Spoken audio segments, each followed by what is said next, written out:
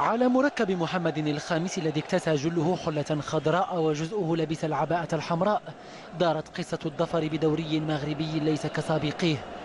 أما قطار كأس العالم للأندية فعليه راكبان فقط، رجاء بيضاوي ومغرب تطواني.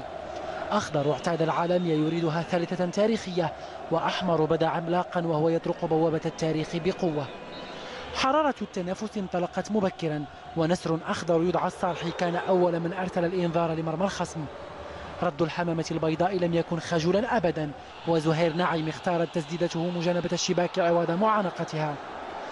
ضغط الرجاء على مرمى تطوان منحهم ضربة جزاء حولها محسن متولي إلى هدف أول في الدقيقة 33، ثم تمريرة مابيدي بعد دقيقتين فقط سبح معها الغائب الحاضر حمزة بورزوق في الهواء، وأسكنها شباك محمد اليوسفي مطلقا الدخان الأخضر على مدرجات الملعب.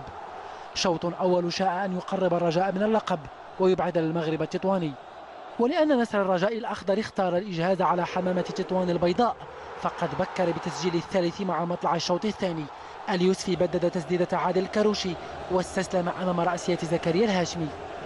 إبداع الرجاء تواصل مع توالي الدقائق، ومتولي تلاعب بدفاع الضيوف وحط هدفا رابعا في الدقيقة 70.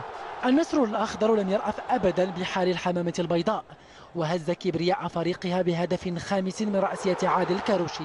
خماسية بيضاء أزاحت الحمامة البيضاء عن عرش الدوري المغربي، وسلمت شعلته للرجاء العالمي في انتظار جولة آخرة هي التي ستبوح بسر البطل دون شك.